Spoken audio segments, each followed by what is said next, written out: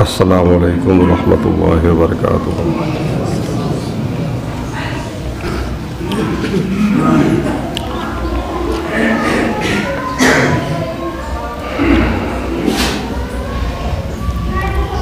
الحمد للہ رب العالمین والصلاة والسلام علی سید المرسلین وعلى آلہ واصحابہ اجمعین، اما بعد، قال النبی صلی اللہ علیہ وسلم انما الاعمال بالنیات۔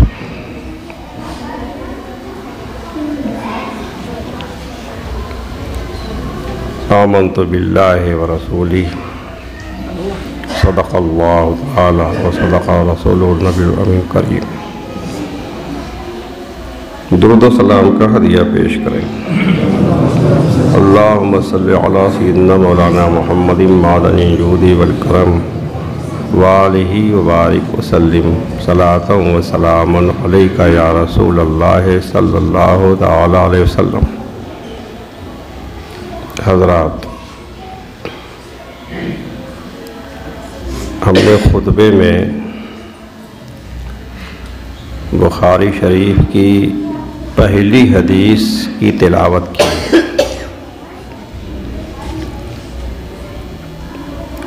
اس حدیث پر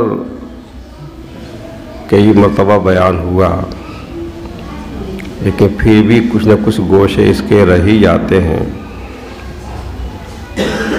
ادھر پڑھائی مدرسوں میں شروع ہوئی، بخاری شریف بھی شروع ہوئی، پہلی حدیث پڑھایا تھا، سوچا کہ پہلی حدیث پر پھر بیان کر دیں۔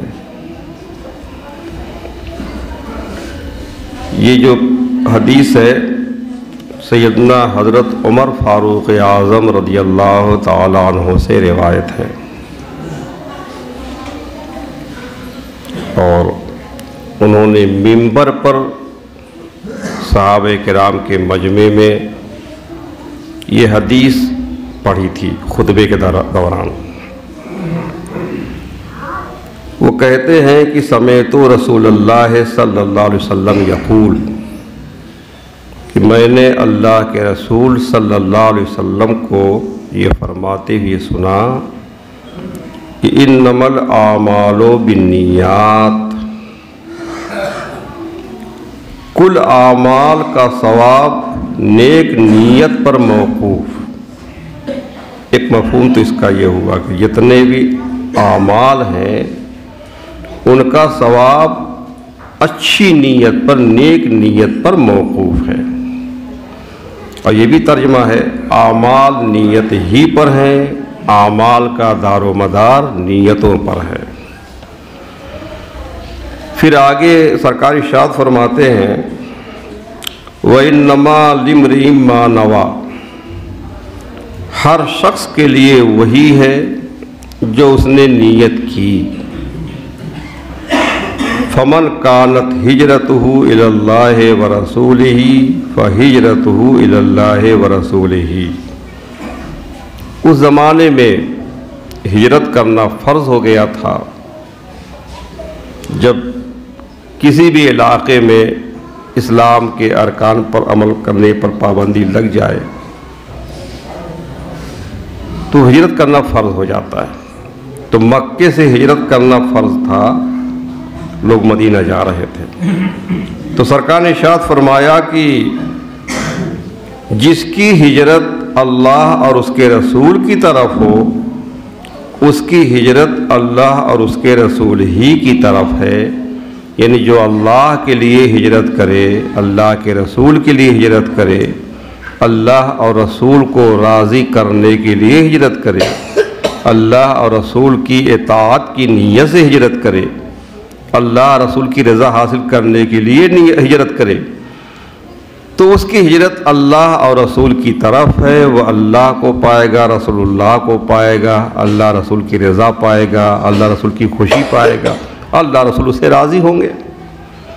وَمَنْ كَانَتْ هِجْرَتُهُ إِلَىٰ دُنْيَا يُصِيبُهَا أَوْ إِلَىٰ امْرَأَةٍ يَنكِحُهَا فَهِجْرَتُهُ إِلَىٰ مَا هَاجَرَ إِلَيْهِ، اور جس کی ہجرت دنیا کی طرف ہو کہ اسے حاصل کر لے، دنیا حاصل کرنے کے لیے ہی جو ہجرت کرے، یا کسی عورت کی طرف ہجرت ہو کہ اس سے شادی کرے، کسی عورت سے نکاح کرنے کے لیے ہجرت کر رہا ہے، تو اس کی ہجرت اسی کی طرف ہے جس کی طرف اس نے ہجرت کی۔ دنیا کے لیے کر رہا ہے تو دنیا پائے گا، عورت کے لیے کر رہا ہے تو عورت پائے گا۔ اللہ کی رضا اور رسول کی رضا اس کو حاصل نہ ہوگی، اس ہجرت کرنے سے اس کو کوئی ثواب نہیں ملے گا۔ یہ اللہ کے حبیب سید عالم صلی اللہ علیہ وسلم نے ارشاد فرمایا۔ محدثین نے فرمایا کہ یہ حدیث ام الاحادیث ہے، احادیث حدیثوں کی ماں، حدیثوں کی اصل۔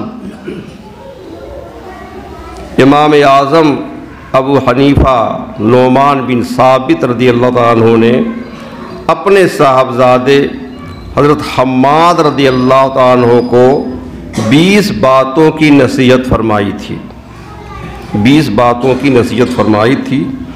ان میں سے 19ویں بات یہ تھی کہ انہوں نے فرمایا، امام اعظم نے، کہ میں نے 5 لاکھ حدیثوں میں سے 5 حدیثیں منتخب کی ہیں۔ کتنے لوگ کہتے ہیں کہ امام اعظم محدث نہیں تھے، ان کے پاس حدیثیں نہیں تھی، حدیثوں کے علم کم تھا۔ 5 لاکھ حدیث ہو، 1 لاکھ حدیث جس کو یاد ہوتی ہے وہ حافظ حدیث کہلاتا ہے۔ 5 لاکھ حدیثیں، ان میں سے میں نے 5 حدیثیں منتخب کی ہیں، ان پر تم اعتماد کرنا۔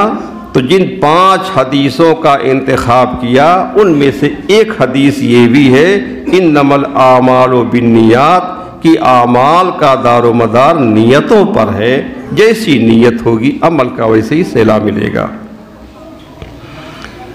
اب یہ حدیث اللہ کے حبیب نے کیوں ارشاد فرمائی، کس موقع پر فرمائی، اس کا سبب کیا ہے؟ تو بخاری شریف کی شرحوں میں لکھا ہے کہ حضرت عبداللہ بن مسعود رضی اللہ تعالیٰ عنہ فرماتے ہیں کہ مکے میں ایک شخص تھا، ہجرت ہو رہی تھی، لوگ مکے سے مدینہ آ رہے تھے، ہجرت کرنا فرض تھا اس زمانے میں۔ تو مکے میں ایک شخص تھا، اس نے ام قیس نامی ایک عورت کو نکاح کا پیغام دیا۔ ام قیس نام کی ایک عورت تھی، یہ آدمی اس عورت سے بہت محبت کرتا تھا، تو اس نے اس عورت کو نکاح کا پیغام دیا، میں تم سے شادی کرنا چاہتا ہوں۔ تو ام قیس نے یہ شرط رکھی کہ ٹھیک ہے میں راضی ہوں شادی کے لیے، شرط یہ ہے کہ تم جو ہے ہجرت کر کے مدینہ چلو، کہیں شادی کر لیں گے۔ تو اس نے یہ شرط منظور کی، ہجرت کر کے مدینہ آیا، شادی ہو گئی۔ عبداللہ بن مسعود فرماتے ہیں کہ ہم لوگ ان کو مہاجر ام قیس کہتے تھے، یہ ام قیس کے مہاجر ہیں، انہوں نے ام قیس کے لیے ہجرت کی ہے۔ تو عورت کے لیے ہجرت کیا، عورت سے شادی کرنے کے لیے ہجرت کیا، عورت ان کو مل گئی، اس ہجرت کرنے کا انہیں کوئی ثواب نہیں ملے گا۔ ایک وجہ اور بھی لکھی ابن بطال کے حوالے سے، جو ایک مشہور محدث ہیں، کہ اسلام سے پہلے عربی لوگ اپنی لڑکیوں کا نکاح اجمی نسل کے لوگوں سے نہیں کرتے تھے۔ عرب کے علاوہ جتنی دنیا ہے سب کو عجم کہا جاتا ہے، تو عربی لوگ اپنی لڑکیوں کا نکاح اجمی نسل کے لوگوں سے نہیں کرتے تھے۔ اسلام میں ایسے نکاح ہونے لگے، اس میں عربی، اجمی، کالے، گورے، غریب، امیر، یہ سب امتیاز ختم ہو گیا، ایسے نکاح ہونے لگے۔ تو بہت سے اجمی لوگ ہجرت کر کے مدینہ پہنچے تاکہ ہمارا نکاح عربی عورتوں سے ہو جائے۔ اور یہ بھی بات ہے کہ جو ہجرت کر کے مدینہ جاتے تھے تو مدینے کے انصار بہت بڑے دل والے تھے، کسی کے پاس اگر 2 عورتیں ہیں تو ایک کو طلاق دے کے اس سے نکاح کرا دیا، باغ ہے تو آدھا باغ جو ہے اپنے بھائی کو دے دیا مہاجر کو، مکان ہے اس میں بھی بٹوارا کر کے دے دیا۔ یہ دریا دلی تھی انصار کی۔ تو کتنے لوگوں نے اس لیے ہجرت کی کہ مدینہ چلیں گے تو ہم کو جو ہے انصار اپنے باغ میں حصہ دیں گے، دولت میں حصہ دیں گے۔ تو ظاہر سی بات ہے جو لوگ اس نیت سے ہجرت کر کے مدینہ گئے تو ان کو دنیا ملی، جس مقصد سے گئے وہ مقصد ان کو ملا، جس کام کے لیے گئے وہ چیز ان کو ملی۔ اللہ رسول کی رضا تو ان کو حاصل نہیں ہوئی، اس ہجرت کرنے سے ان کو کوئی ثواب نہیں ملا۔ تو کام ایک ہے، ہجرت کی سب لوگوں نے، صدیق اکبر نے بھی ہجرت کی اور مہاجر ام قیس نے بھی ہجرت کی، لیکن صدیق اکبر کو اللہ ملے، اللہ کے رسول ملے، اللہ رسول کی رضا ملی، صدیقیت کا درجہ ملا، اللہ رسول کا قرب ملا، کیا کیا درجہ ان کو حاصل ہوا۔ اور مہاجر ام قیس کو کیا ملا؟ ایک عورت مل گئی۔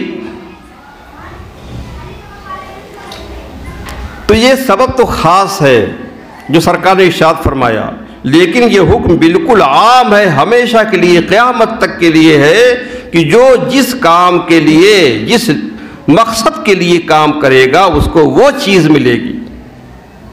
جو اللہ اور رسول کے لیے کام کرے گا تو اس کو اللہ رسول ملیں گے، اللہ رسول کی رضا ملے گی۔ جو کوئی کام کرے گا کسی اور مقصد کے لیے اس کا وہ مقصد تو حاصل ہوگا، لیکن اللہ رسول کی رضا اس کو نہیں ملے گی، اس کو اس پر ثواب نہیں ملے گا۔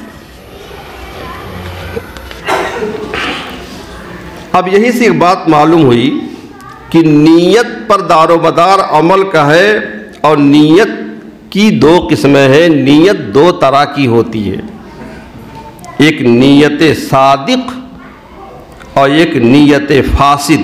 یہ صوفیاء کرام، اولیاء کرام نے اس حدیث کی تفسیر میں فرمایا۔ نیت صادق سچی نیت، نیت فاسد بری نیت۔ تو نیت صادق یعنی کسی کام کو، کوئی بھی کام ہو، اس کو اللہ تعالیٰ کی رضا کے لیے کیا جائے، اللہ رسول کی رضا کے لیے انجام دیا جائے، اس نیت سے کیا جائے، یہ ہے سچی نیت، نیت صادق، اچھی نیت، نیک نیت۔ اور نیت فاسد یعنی رضا الہی کے لیے نہیں بلکہ کسی دنیاوی غرض کے لیے کوئی کام کیا جائے۔ تو یہ جو حدیث ہے انما الاعمال بالنیات، اس سے تو یہ ثابت ہوا کہ اعمال کا اخروی ثواب صدق نیت پر موقوف ہے، سچی نیت پر موقوف ہے۔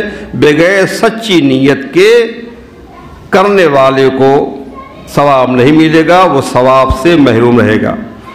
اور یہی سے یہ بھی بات ہے کہ صرف اچھی نیت پر بھی ثواب مل جاتا ہے۔ آدمی اچھا کام کرنے کا ارادہ کرتا ہے، نیت کر لیتا ہے، لیکن کسی مجبوری کی وجہ سے وہ کام کر نہیں پاتا، تو صرف نیت کر لینے کی وجہ سے، اچھا ارادہ کر لینے کی وجہ سے بھی اس کو اس پر ثواب ملتا ہے۔ اب ہم آپ کو کچھ حدیثیں بھی سناتے ہیں، کچھ مشائخ کرام کی ہدایات سناتے ہیں، کچھ واقعات سناتے ہیں، جتنا وقت ساتھ دے گا۔ سرور انبیاء، حبیب کبریا، سید عالم جناب محمد رسول اللہ صلی اللہ علیہ وسلم نے ارشاد فرمایا کہ لوگ 4 قسم کے ہوتے ہیں، 4 طرح کے لوگ ہیں۔ ایک شخص وہ ہے جس کو اللہ تعالیٰ نے شریعت کا علم بھی دیا اور دنیاوی دولت بھی دی۔ علم بھی کافی ہے اس کے پاس اور دولت بھی خوب ہے، مال و دولت بھی، دونوں چیزیں اللہ نے عطا فرمائی۔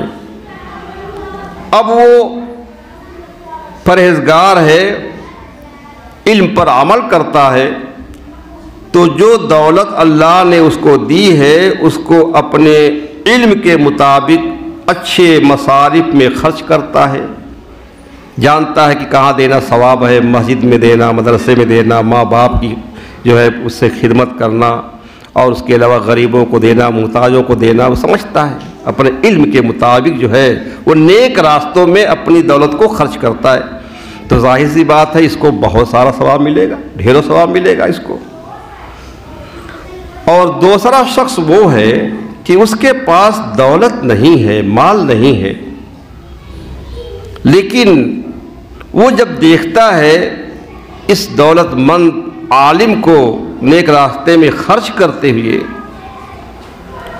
تو اب وہ کہتا ہے کہ اگر اللہ تعالی اسی طرح مجھ کو بھی علم عطا فرماتا اور مال دیتا تو میں بھی اسی کی طرح مال اللہ کی راہ میں خرچ کرتا، نیک کاموں میں خرچ کرتا، میں بھی بڑا نیک کام کرتا اپنی دولت سے۔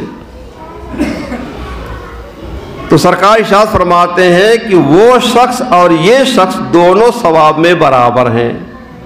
اس کے پاس پیسہ بالکل نہیں ہے، خرچ نہیں کر رہا ہے، ایک خرچ کر رہا ہے تو وہ نیک راستے میں خرچ کر رہا ہے، اور اس کے پاس نہیں ہے لیکن نیت اچھی ہے، ارادہ ہے، اگر میرے پاس ہوتا تو میں بھی خرچ کرتا، تو ثواب اللہ تعالیٰ اس کو بھی اتنا ہی دے رہا ہے جتنا ثواب اس کو دے رہا ہے، دونوں ثواب میں برابر ہیں۔ اور فرماتے ہیں ایک وہ شخص ہے جس کو دنیاوی دولت ملی، دولت خوب ملی، مال ملا، لیکن علم دین سے محروم رہا، یا علم ہے لیکن اس پر عمل نہیں کر رہا ہے، تو وہ اپنی لا علمی کی وجہ سے یا عمل نہ کرنے کی وجہ سے اپنی دولت کو ناجائز طریقے پہ خرچ کر رہا ہے، ناجائز کاموں میں خرچ کر رہا ہے، دولت پہ گھمنڈ کر رہا ہے، غریبوں کو ذلیل سمجھتا ہے، اپنی دولت پر تکبر کر رہا ہے، ریا و دکھاوے کے لیے، نام نمود کے لیے خرچ کر رہا ہے، اس طرح سے ناجائز طریقوں اس کے ذریعے سے کتنے گناہ کماتا ہے، وہ ناجائز طریقے پہ خرچ کر رہا ہے، تو ظاہر سی بات ہے یہ دولت مند بہت بڑا گنہگار ہے، بہت بڑا گنہگار ہے۔ اور ایک دوسرا شخص وہ ہے جس کے پاس دولت تو نہیں ہے، لیکن جب اس کو دیکھتا ہے، اس کا ٹھاٹھ باٹ دیکھتا ہے، اس کا عیش و آرام دیکھتا ہے، تو کہتا ہے کہ اگر اللہ تعالیٰ اس طرح کی مجھ کو بھی دولت عطا فرماتا تو میں بھی اس کی طرح خرچ کرتا۔ تو سرکار فرماتے ہیں کہ وہ اور یہ دونوں گناہ میں برابر ہیں، وہ دولت سے گناہ کما رہا ہے، دولت کو ناجائز کاموں میں خرچ کر رہا ہے، اس کے پاس نہیں ہے لیکن آرزو ہے، تمنا ہے، کہتا ہے کہ اگر میرے پاس بھی دولت ہوتی تو میں بھی ایسے ہی خرچ کرتا، تو گناہ میں وہ اور یہ دونوں برابر ہیں۔ تو معلوم ہوا کہ نیت صادق کا ثواب بھی ملتا ہے اگرچہ وہ کام آدمی نہ کر سکے۔ غزوہ تبوک میں اللہ کے حبیب رحمت عالم صلی اللہ علیہ وسلم نے ارشاد فرمایا کہ مدینہ طیبہ میں کچھ لوگ رہ گئے ہیں جو اس سفر کے تمام اعمال میں ثواب کے لحاظ سے ہمارے شریک ہیں۔ جہاد میں جانا قدم قدم پر کتنی نیکی ہے، آدمی جہاد میں جاتا ہے، مر جاتا ہے تو شہید ہوتا ہے، بچ کے آتا ہے تو غازی ہوتا ہے، کتنا اونچا درجہ ہے مجاہدین کا۔ تو فرماتے ہیں کہ کچھ لوگ مدینے میں رہ گئے ہیں، وہ اس جہاد میں شریک نہ ہو سکے ہیں، لیکن تمام کاموں میں چلنے پہ جو ثواب ملتا ہے، لڑنے پہ جو ثواب ملتا ہے، جتنی مشقتیں، مصیبتیں، پریشانیاں پہنچتی ہیں ان کو برداشت کرنے پہ جو ثواب ملتا ہے، تو ثواب کے لحاظ سے تمام اعمال میں وہ ہمارے شریک ہیں۔ جو مدینے میں رہ گئے ان کو بھی ثواب ملے گا پورا پورا۔ تب صحابہ کرام نے عرض کیا یا رسول اللہ صلی اللہ علیہ وسلم ثواب میں کیسے شریک ہو گئے؟ حالانکہ ہمارے ساتھ نہیں ہے، ہم تو گھر بار چھوڑ کر کے آئے ہیں، اتنی مشقتیں برداشت کی ہیں، سفر کی، ہم لڑائی کرتے ہیں، جہاد کرتے ہیں، تیر لگتا ہے، تلوار لگتی ہے، کیا کیا پریشانیاں ہوتی ہیں، اور وہ گھر میں بیٹھی ہوئی ہے، پھر بھی ثواب برابر ہے؟ فرمایا ہاں کچھ مجبوریاں تھیں جن کی وجہ سے وہ آ نہیں سکے، مگر ان کی نیت سچی تھی، ارادہ اچھا تھا، آنے کو چاہ رہے تھے، تمنا تھی، خواہش تھی، آنا چاہتے تھے، تو اپنے صدق نیت کی بنیاد پر وہ ہمارے ساتھ شریک ہو گئے، ان کو پورا پورا ثواب اللہ تعالیٰ عطا فرمائے گا۔ ایک اور حدیث دیکھیں، محبوب دو عالم صلی اللہ علیہ وسلم ارشاد فرماتے ہیں، یہ خوشبو اچھی چیز ہے، فرمایا سرکار نے جس نے خوشبو کا استعمال سچی اچھی نیت سے کیا، نیک نیت سے کیا، تو قیامت کے دن اس کی خوشبو مشک کی خوشبو سے بہتر ہوگی، وہاں بھی مہکے گا وہ۔ اور جس نے نیت فاسد سے خوشبو کا استعمال کیا تو روز قیامت اس کی بدبو مردار سے بدتر ہوگی۔ آدمی مسجد میں جائے خوشبو لگا کے جائے کہ اللہ رسول کا حکم بھی ہے، سرکار کو خوشبو بہت پسند تھی، مسجد میں جائیں گے اور لوگ جو ہے وہ ہماری بدبو سے کسی کو ایذا نہیں ہوگی، پریشانی نہیں ہوگی، یہ سب اچھی نیت ہے، فرشتوں کو خوشی حاصل ہوگی۔ اور آدمی اگر کسی سے نفسانی خواہش کی بنیاد پر محبت کرتا ہے اور اس کے پاس جا رہا ہے تب خوشبو لگا کے جا رہا ہے تاکہ اس کو میری خوشبو اچھی لگے، یا نیت فاسد ہو گئی ہے، بری نیت ہو گئی۔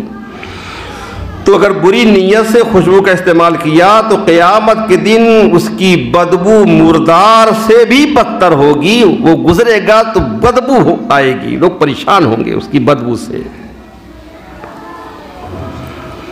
مالک کونین رحمت عالم صلی اللہ علیہ وسلم ارشاد فرماتے ہیں کہ جب دو مسلمان تلواریں لے کر لڑیں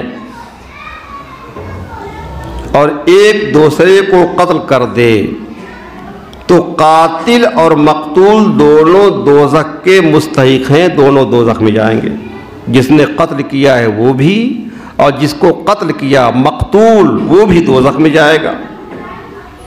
تب صحابہ کرام نے عرض کیا یا رسول اللہ، قاتل تو قتل کرنے کے سبب دوزخ کا حقدار ہے، یہ بات سمجھ میں آتی ہے، اس نے قتل کیا ہے تو دوزخ میں جائے گا، وہ حقدار ہے، لیکن مقتول کس لیے جائے گا؟ وہ بیچارہ قتل ہو گیا، اس کی جان بھی گئی اور جہنم میں جائے گا۔ فرمایا ہاں، مقتول دوزخ کا مستحق اپنی فاسد نیت کی بنیاد پر ہوا، کیونکہ وہ بھی قاتل کو قتل کرنے کا ارادہ کر چکا تھا، دونوں نکلے تھے میدان لڑنے کے لیے، دونوں لڑ رہے تھے، وہ اس کو مار ڈالنا چاہتا تھا، وہ اس کو مار ڈالنا چاہتا تھا، تو اگرچہ یہ کامیاب ہوا مار ڈالنے میں، وہ مر گیا، لیکن اس کی بھی نیت تو غلط تھی، وہ بھی اس کو قتل کرنا چاہتا تھا، اس لیے جو ہے وہ بھی دوزخ میں جائے گا، قاتل بھی دوزخ میں جائے گا، مقتول بھی دوزخ میں جائے گا۔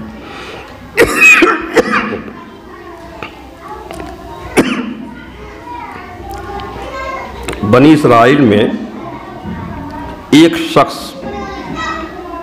بھوک کی حالت میں ریت کے ٹیلوں کے پاس سے گزرا، بہت بھوکا تھا اور گزرا، ریت کے ٹیلے تھے، ٹیلوں کو دیکھ کر دل میں کہنے لگا کہ اگر ان ٹیلوں کے برابر میرے پاس غلہ ہوتا تو میں اللہ کی رضا حاصل کرنے کے لیے سب کا سب لوگوں پر تقسیم کر دیتا۔ بھائی بھوکوں کی قدر بھوک والی تو سمجھتے ہیں، وہ بھوکا تھا تو سوچا، دل میں یہ سوچا کہ اگر جتنے ٹیلے ریت کے ہیں اتنے میرے پاس غلے ہوتے تو میں غریبوں بھوکوں میں بانٹ دیتا، تقسیم کر دیتا، سب کوئی بھوکا نہ رہتا۔ اس نے ایک جو بھی تو خیرات نہیں کیا، بس دل میں یہ سوچا کہ اگر میرے پاس اتنے غلے ہوتے تو میں سارے غلے اللہ کی راہ میں خرچ کر دیتا، غریبوں کو دے دیتا، دیا کچھ بھی نہیں تھا ہی نہیں اس کے پاس، کیا دیتا۔ اس زمانے کے نبی علیہ السلام کے پاس وحی آئی اللہ کی طرف سے کہ آپ اس شخص سے فرما دیجئے کہ اللہ تعالیٰ نے تمہارا صدقہ قبول فرمایا اور تم کو اچھی نیت کی بنا پر ان ٹیلوں کے برابر غلہ صدقہ کرنے کا ثواب عطا ہوا۔ تو اچھی نیت تھی، ثواب مل گیا اس کو، تو اچھی نیت پر بھی ثواب ملتا ہے اگرچہ آدمی جو ہے وہ کام نہ کر سکے۔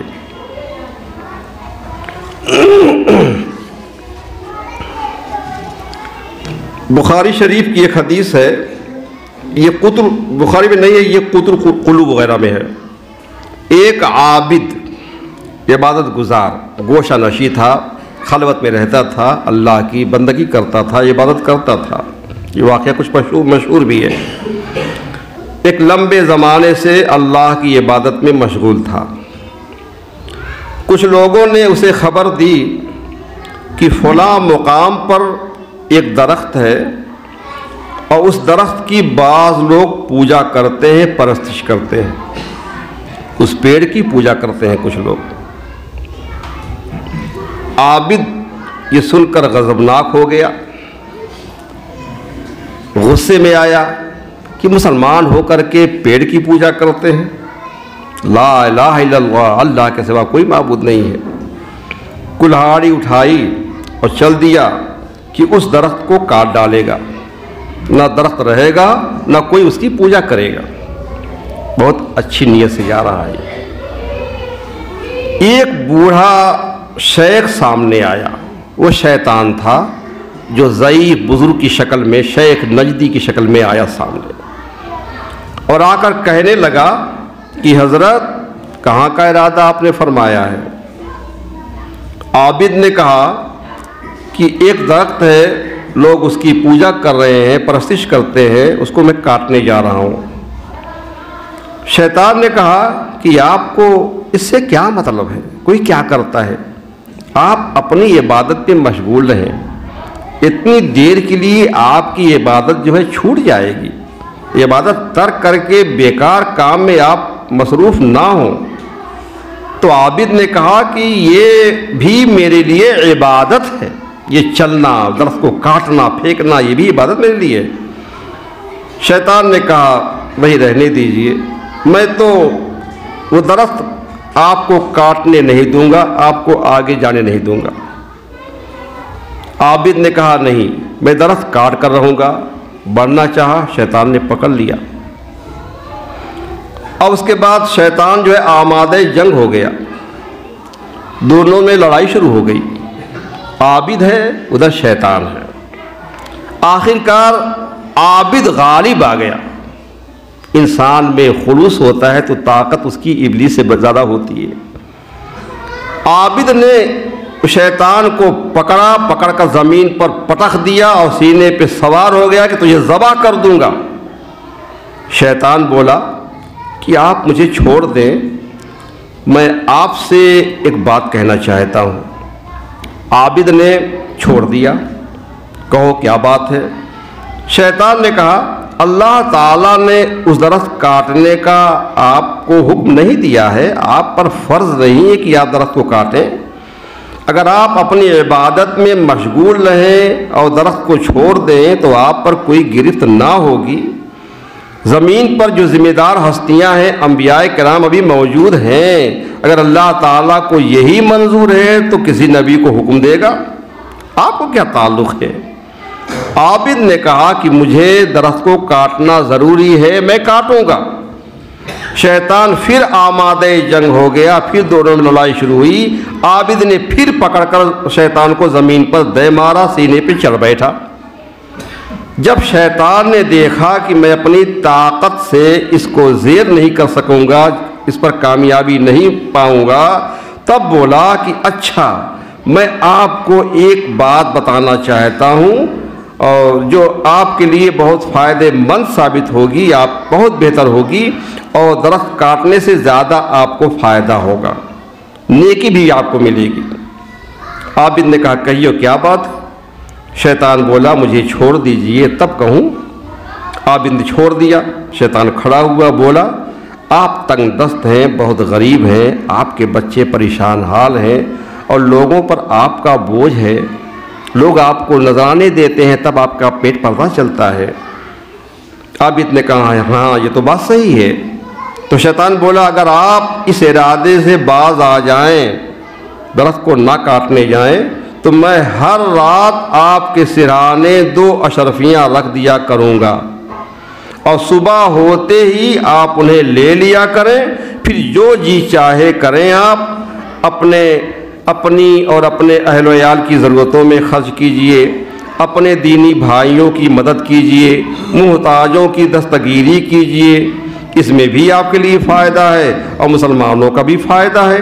درخت کاٹنے سے مسلمانوں کو کیا فائدہ پہنچے گا اور پوجا کرنے والوں کو نقصان کیا ہوگا؟ پھر پھر وہ دوسرا درخت لگا لیں گے۔ شیطان کی یہ گفتگو سن کر عابد کے سوچنے کا انداز بدل گیا، دل ہی دل میں کہنے لگا کہ شیخ نجدی نے صحیح کہا ہے، میں کوئی نبی نہیں ہوں کہ مجھ پر اس درخت کا کاٹنا واجب ہو، نہ اللہ تعالیٰ نے مجھے اس کے کاٹنے پر مأمور فرمایا ہے۔ میرا ارادہ خود بخود تھا، اور اس درخت کا باقی رہنا مسلمانوں کے لیے کوئی نقصان دہ بھی نہیں ہے، اور شیخ نجدی کا مشورہ بہت فائدہ مند ہے۔ آخر عابد نے شیطان کا مشورہ مان لیا اور معاہدہ کر کے اپنی عبادت گاہ پہ واپس چلا آیا۔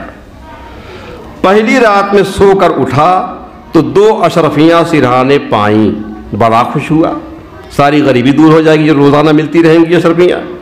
پھر دوسری رات میں بھی 2 اشرفیاں ملیں، لیکن تیسری رات کوئی اشرفی نہ ملی، چوتھی رات بھی کچھ نہ ملا۔ اب غصے میں بھر گیا کہ ظالم شیطان نے جھوٹ کہا تھا مجھ سے، مجھے دھوکہ دیا اس نے۔ پھر کلہاڑی اٹھائی اور کلہاڑی لے کر درخت کاٹنے کے لیے چل دیا، اور کہنے لگا کہ دنیا تو فوت ہو گئی، دنیاوی فائدہ نہ مل سکا، آخرت ہاتھ سے کیوں جائے، اب درخت کاٹ کے رہوں گا۔ پھر شیطان سامنے آیا، بولا حضرت کہاں کا ارادہ ہے؟ عابد نے کہا مردود تو دور ہو جا، درخت کو کاٹنے جا رہا ہوں، بغیر کاٹے نہیں مانوں گا۔ شیطان نے کہا اب آپ نہیں کاٹ سکتے، میں پھر لڑوں گا آپ سے۔ پھر لڑائی شروع ہو گئی، لیکن عابد نے پہلے کی طرح شیطان کو پکڑ کر زمین پہ گرانا چاہا، لیکن شیطان بولا کہ اب یہ چیز کوسوں دور ہو گئی۔ یہ کہہ کر عابد کو پکڑا شیطان نے، زمین پر پٹخ دیا اور سینے پہ چڑھ بیٹھا۔ شیطان غالب آ گیا اور کہنے لگا اس ارادے سے باز آ جاؤ ورنہ ذبح کر دوں گا۔ عابد نے دیکھا کہ مجھ میں اس کے مقابلے کی طاقت نہیں ہے، تو بولا کہ تو نے مجھ پر قابو پا لیا ہے، مجھے چھوڑ دے اور یہ بتا کہ پہلی مرتبہ میں تجھ پر کس طرح غالب آ گیا اور اس مرتبہ تو غالب آ گیا۔ شیطان نے کہا سنیے، پہلی مرتبہ آپ کی نیت اچھی تھی، نیت صادق تھی، صرف اللہ کی رضا حاصل کرنے کے لیے آپ درخت کو کاٹنے جا رہے تھے، تو اللہ کے لیے آپ غضبناک مجھ سے ہوئے تھے، اللہ کے لیے آپ مجھ سے لڑے تھے، اس لیے اللہ نے آپ کو طاقت دی، آپ کے اندر اخلاص تھا، للہیت تھی، آپ مجھ پر کامیاب ہو گئے۔ اور اس مرتبہ آپ کو اشرفی نہیں ملی، اس بنیاد پر آپ کو غصہ آیا ہے، تو آپ اپنے نفس کے لیے آئے ہیں، آپ کی نیت اب فاسد ہو چکی ہے، خراب ہو چکی ہے، اپنے نفس کے لیے اب یہ غصہ ہوئے ہیں، اس لیے آپ کے اندر اب اخلاص نہ رہا، للہیت نہ رہی، اس لیے اب جو روحانی طاقت بھی نہ رہی، میں آپ کے اوپر غالب آ گیا اور میں آپ کے اوپر جو ہے قابو پا گیا۔ معلوم یہ ہوا کہ جس کے اندر اخلاص ہوتا ہے، للہیت ہوتی ہے، جو اللہ کے لیے کام کرتا ہے، اس کے پاس روحانی طاقت بھی بہت زیادہ ہوتی ہے، شیطان کو پچھاڑ دیتا ہے، شیطان کا اس پر کوئی قابو نہیں ہوتا ہے۔ اور جس کے پاس اخلاص نہیں ہوتا ہے، روحانی للہیت نہیں ہوتی ہے، اس کے پاس روحانی طاقت بالکل نہیں ہوتی، انتہائی کمزور ہوتا ہے، شیطان کے قبضے میں ہوتا ہے، شیطان سے جو چاہتا ہے کراتا ہے۔ اللہ تعالی ہم سب کو نیت صادق عطا فرمائے، ہر کام میں نیت صادق کی توفیق عطا فرمائے۔ فاتح۔